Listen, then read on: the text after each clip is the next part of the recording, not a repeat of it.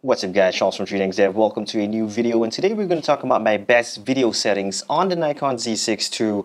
Of course, it's using a full frame 24mm f1.8 Nikon Z lens. And also, we're going to talk about the Nikon Z50 as well, because both video settings for both cameras is exactly the same.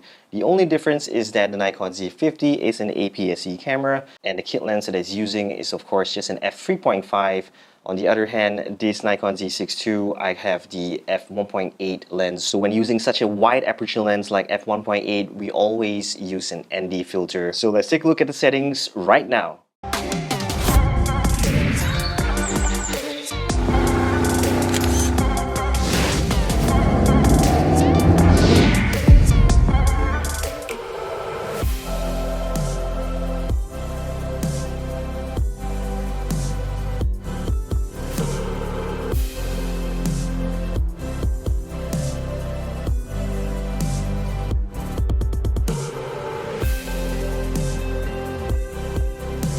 So first of all, these two cameras, Nikon Z6 II and the Nikon Z50.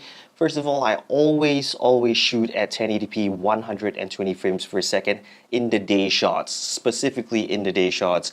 And I always use the widest aperture available. For example, on this Nikon Z6 II, I always shoot at f1.8. And since I'm shooting at 120 frames per second on both cameras, your shutter speed needs to be at least 200 or 220 frames per second. And thirdly, on the Nikon Z6 II, because I'll be shooting at the widest aperture to get that really nice shallow depth of field, f1.8 will be overexposed. Hence, we need to use an ND filter. This is a case magnetic ND filter, which I'm going to show you right now. You can use any ND filter that you want, but if you want something really nice and easy, this is the case magnetic ND filter. So all you got to do, I've already got the thread onto the lens, so all I got to do is magnetically attach. So no hassle there. As long as you're using a wide aperture lens f2.8 and below, you will definitely need an ND filter if you are going to be shooting at the widest aperture to get that really nice shallow depth of field as you saw in the video just now. However, on the Nikon Z50, this is an f3.5, so basically you don't really need an ND filter. Plus, this is an APS-C. The sensor is not going to get as much light as on the Nikon Z6 II. So at f3.5, APS-C, not really necessary to use an ND filter. So let's move on. And number 4, the most important thing of all is to choose the color profile as flat. Basically, the video that you're going to see right now, looking at brilliant, absolutely nice blues, nice greens, not over sharpened, not too much shadows, really nice highlights. This is shot in flat color profile, absolutely the best color profile. Whether it's Nikon Z6 II or the Nikon Z50, absolutely lovely. And it's so easy to color grade as well. How I color grade my videos, basically I go to motionvfx.com and I download something called mLUTs. And at motionvfx.com, they also have tons and tons of LUTs available for purchase. And you can also find LUTs for free online. So motionvfx.com, you can check out all the film and cinema grade LUTs available for your purchase. So remember to check it out.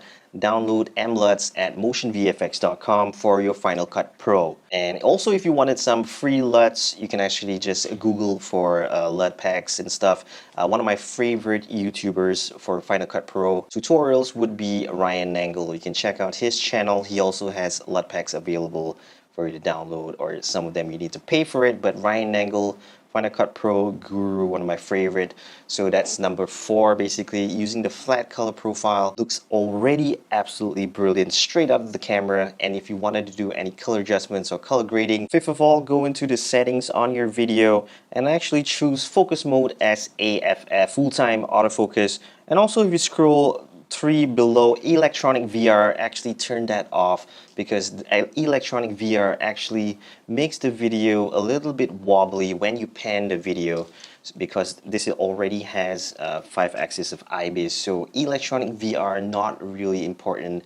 You can switch that off to get a really nice video without having that weird shit going around in the corners. So switch that off. And 6 of all, the last one, the most important one, is actually how you want to set your autofocus settings, how sensitive it is. So go under the setup menu under settings, and then go under the 4th option, your custom setting menu. Click the first one, autofocus, and then scroll down right to the bottom. Autofocus speed and autofocus tracking sensitivity. Normally I just have both at maximum. For autofocus speed, I have it on the fastest, and also on autofocus tracking speed, I normally have it at high, maybe at number 1 or number 2. Depends on what you're filming. If you're filming a movie and stuff, always nice to have a little bit fast autofocus. So the sensitivity, maybe set it at number 1 or number 2. And autofocus speed, normally you can set it at number 4 or number 5, depending on how natural you want the video to be. Yep, so basically that is my settings on the Nikon Z6 II and also the Nikon Z50. Only difference, like I said, between the two cameras is that this has a wider aperture and it's full frame, so always have an ND filter if you want to get that nice shallow depth of field in your video. But other than that, 1080p 120, shutter speed double of 120 can be 220 or 240, f1.8 the widest aperture to get slight shallow depth of field, and then the rest of it, the autofocus full time. And whether or not you want face detect autofocus to be on, all is up to you, of course. And then last of all, when shooting in low lighting conditions or at night, basically the only difference is I shoot at 4K 30 frames per second or 4K 24 frames per second to get the nice super sharp video. And in 4K, besides the video looking very nice, it also cleans up a lot of that noise. And I'll still shoot in flat color profile, and basically all the rest of the settings are the same. Again, if you're shooting at 4K 30 or 4K 24 frames per second at low light or in night conditions, change your shutter speed down to 1/50 at f1.8. Everything else remains the same, flat color profile. So yeah, basically that's it. Looks super good. Very nice video camera. Even on the Nikon Z50, brilliant video quality when shooting in flat color profile. So hope you enjoyed that video, guys. Hit the subscribe button, the like button, and notifications button, and let me know what you think in the comment section. How do you shoot your videos? What kind of video settings do you use on your Nikon Z cameras? Let me know if it differs, but this settings has worked the best for me, as you saw in my sample videos. So thanks for watching, guys, and peace.